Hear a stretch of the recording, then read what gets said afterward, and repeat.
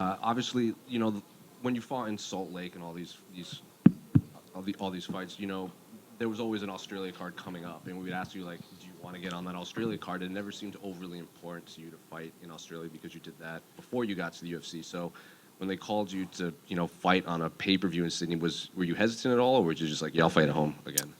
No, if it ever lined up, if it had lined up earlier in the last few years to fight in Australia, I would have done that. But look, I mean, it's sort of a double-edged sword for me. I can come and watch a UFC for once and enjoy it, and hang out with the fans, and fight overseas and chase the bigger opponents. And that's what I was told when I was younger. Many years ago, when I first got into the UFC, Sean Shelby said, "Look, you've had a few fights in Australia now. If you want to chase these bigger name guys, they're not gonna come to you. You have to go to them." So I kind of took that advice, and yeah, that's when I started heading overseas for the last 5 years, trying to. And, I've fought a couple of big name guys and gotten to the point where one of us are going to get to the top 15. Obviously, I've dropped the ball a few times on that, but I mean, I got into the UFC when I was 19, so it's just one big learning curve, trying to learn on the job. And now I'm 30, I feel like now's the time to start pushing and climbing the ranks. And it is good to be back in Australia, to be honest. So. Does it feel weird that we've basically seen you grow up on such a massive stage? I mean, it's weird because I feel like an old man in UFC years. Like, it's like dog years. Like UFC years, I'm an old man, I'm a vet, but I only just turned 30 last year, and really like just starting to hit that peak now. And I do feel that physically and mentally. It is true when they say in your 30s you start to peak. What did you make of Francisco's name when his name came across your desk on the contract? Yeah, to be honest, I hadn't heard his name before. I do remember watching his fight with Jamie Malarkey. Yeah, I mean, we just it's one of those fights. I haven't really. I won my last fight. I was hoping to get a higher ranked opponent, but the opportunity came up to fight early in the year, and I do want to have an active year. So I said, we'll get this fight in, and we don't look past anyone. If you're in the UFC, you're tough. That's it. End of story. So we're going to this fight like it's any other opponent, and yeah, just hoping to kickstart the year off and just have an active year in the next 12 months. Three, maybe 4 fights, hopefully. We saw some videos of you training with some Dagestani and Chechnyan wrestlers. What was that experience like? It was good. Yeah, I think they saw me in the jiu-jitsu class, and they're like, oh, we think this guy can wrestle. So they invited me to a Russian only class, and yeah, they were pretty happy, and it reinforced to me like I can hang with these guys in the wrestling. So it was good. They were lovely guys. I was trying to see if I could get an invite to go to Dagestan or Russia, but not yet. But one day maybe. And I have to, unrelated to this fight, but on your Instagram you post a lot of, like this is your pre-workouts, usually like fruit and salt and honey. But there's a video where you just ripped into a banana without peeling it, like peeling everything. So what's the deal? Why? Yeah, the banana was a bit of a piss take, but no, yeah. It started. I ate a mango. Like that's how I eat mango, like as an apple. I just eat through the skin. I know I enjoy it, and cliche, but the nutrients are in the skin, to be honest. But yeah, it started from there. It blew their minds that I was eating the skin of a mango. And to be honest, I post training content. It gets good response, gets good likes, and I put up a video of me eating a mango skin, and it almost went viral, borderline. And I was just like, I don't understand Instagram. I don't understand what people's interests are, but I'm going to run with it. So I just started eating every kind of fruit with the skin on, and it's just sort of caught on. Now people send me videos of them eating fruit with the skin on. See what you've done. It's insane. Yeah, I've started a whole movement. Just last one for me. How's Jake Breaks been? Jake's Breaks.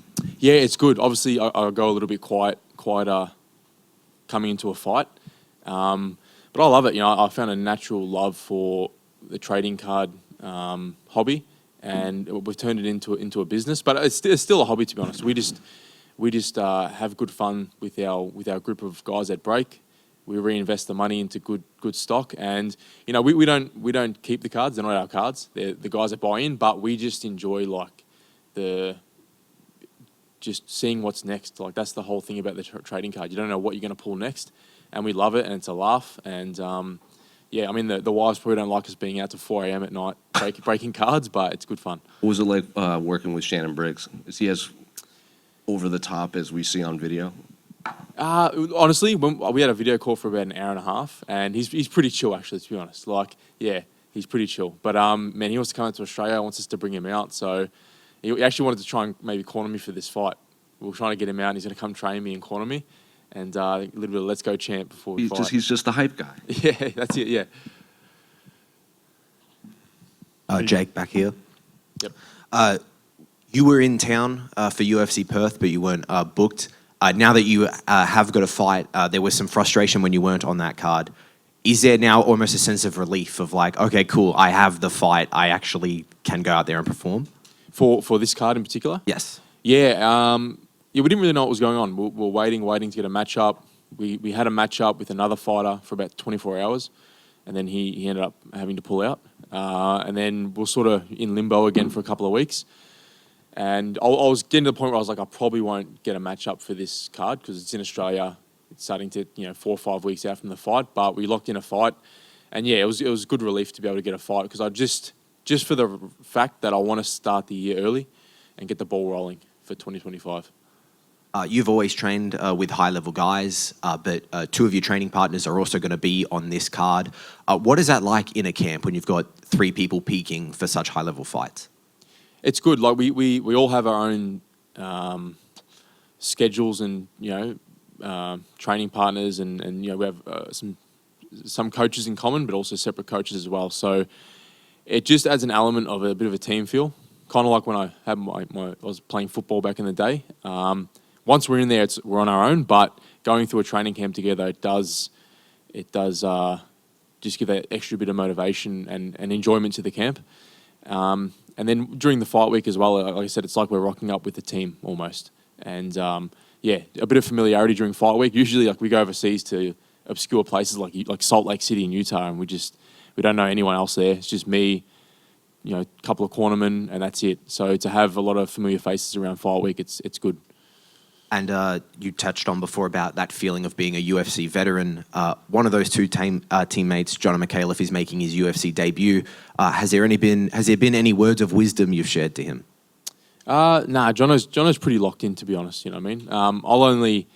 I don't like to impose on anyone's training or their career, or if these guys know that I've been here for a long time. So if they want to come and ask any questions, I'm an open book. I'll give as much knowledge to anyone as I can to try and help them in their career. But Jono's pretty locked in. Like, it's his UFC debut, but he's been training and fighting for quite a while now. So it seems like he's got it pretty dialed in. Very much. And Jake, to your left. Just sort of wanted to ask you, you've been around for 10 years. Do you feel like the public doesn't give you as much sort of attention, like you're not as shiny as the newer debutants, and do you prefer that? Yeah, I mean, look, I kind of do prefer it. It's weird. It's like you feel like you maybe deserve a little bit more attention, but at the same time, I don't want it. Sometimes I look at these champs and I'm like, man, would I ever want to have the belt? Just the amount of like attention and media that these guys have to do. I can imagine it'd be quite tiring. You'd have to really love it. Like, I know like Sean Strickland, for example. I actually think he loves the media and doing all the collaborations. For me, I like to have quiet fight weeks and quiet fight camps. But back to your question, it's kind of on me. You know what I mean? Like there's fights where I could have performed better. There's times where I could have been more active or done, like I just said, done better in fights in general to get that attention. So it's been a roller coaster. I've been in for a long time. And when these new guys come in, they're the flavour of the month. I'm the vet who's been here for a long time. So when these new guys come in and they go on their, couple of fight win streak, I know they're going to be the centre of attention. And I'm fine with that. I'm fine with that, to be honest. I just like to cruise under the radar, do my thing, get paid, put food on the table. And, I just have one goal, and that's to show people my potential. And with that should come wins and rankings and everything else.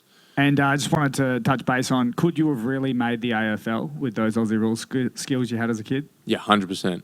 I was 100% getting drafted, and I still have people today that are not happy that I pulled the pin on footy, but I think I definitely made the right decision. I was playing representative level footy, did a little stint in the TAC, and I don't know what team I would have played for. I would like to think Hawthorn. Don't hold it against me, but I definitely could have made AFL. That's right. Jake, Dark Side of the Cage recently came out with a documentary on Diego Sanchez, and I think you'd fought him. I think it was UFC 253, right? The fight week, like, did you ever have any experiences? Because we've seen the documentary, and it's really sad to see how it turned out with Diego Sanchez and obviously Joshua Fabia. Like, have you seen the documentary, and do you have any stories from that fight week of just like weird experiences? Because I think it was that week where the guy kind of crashed out on everybody during that fight week, right? Yeah, the fight week, like, we were up at the pool and stuff, both teams together, and we just said hello to each other. It seemed all good. I got a message from Diego after the fight, and he goes, "Oh, thanks for the fight." He goes, "Look, I didn't want to fight you because we actually trained together back in Albuquerque." So I think that's what he was getting at. He was saying like, like I knew you when you were a kid. I didn't want to fight you, but the UFC kind of said like you have to fight Jake. So that was a little bit odd. Yeah, instant bad buzz around that Fabio guy. Didn't like him from the first time I met him, and then obviously we've seen why now. And Diego's good though. Diego still stays in touch, and I've had a couple of close decision losses recently, and like he's trying to call me on Instagram, and he's like, "You won that fight, man. I've got to tell you something, a secret." And I'm like, I don't really want to like entertain that. I'm like, "You're acting a bit weird, bro." So I'll just leave it. But yeah, honestly, like when I fought Diego afterwards, like leading into the fight, it was exciting because this is a guy. Like I was in the lounge room and I was like 11 years old watching him win Ultimate Fighter, and to fight him was very exciting. But then after the fight, I kind of felt a bit sad, to be honest, for him. Like I didn't I kind of busted him up a little bit in the fight, and then just to see what happened afterwards, it was a bit it sort of it hurt, because he's an idol for mine for a long time. G'day, Jake. You touched on feeling like an old man in the UFC, being 10 years now, but you're still young. It's a weird mix. Have you kind of spent some time thinking what does come after the UFC? Because 10 years is a long time, and I'm sure that's crossed your mind. Yeah, look, I've got things like going on the side, lots of things like card breaking and a bunch of other things as well. But I haven't even considered like when I'd be retiring, because even though I say I feel like an old man in the UFC, been in there for this June will be 11 years. The passion and the motivation and the love for the sport is still just the same as when I was 19. So as long as the body lets me and as long as the UFC want me, I'll be here fighting. I don't want to be like an old 40-year-old that's getting bashed every fight. Like I'll probably pull the pin before then. I think these guys should finish on a good note and leave a good legacy. So that's my goal. But I still feel as much love for the sport as I ever have. And it was mentioned earlier that you've got some training partners on the card. And Islam recently came out saying he refuses to fight on a card with his teammates on it now because it's a distraction. Do you think that's going to play an impact on your performance coming out, or you don't agree with what he said? No, so it depends on the fighter. For me, I can separate, like, as I said, it's kind of a team vibe. Like, we train together a few times a week. We're not there every session together. We don't really hang out like 24/7. But for me, on the fight night, the only fight that matters is mine. So, like, whether a teammate loses before the fight or whatever happens, it doesn't throw me off. It means nothing. Like, it seems a bit selfish, but you kind of do have to be selfish. But it's a cold laser focus where, unless it was like my own brother in there losing before me, that would probably throw me off. But in terms of the teammates, it's just, I'll look at the screen. Oh, they lost. Okay, I'm up next. Let's go. And you have to have that. You can't, And he's right. If it did affect me, I would probably rather not fight on a card with my teammates.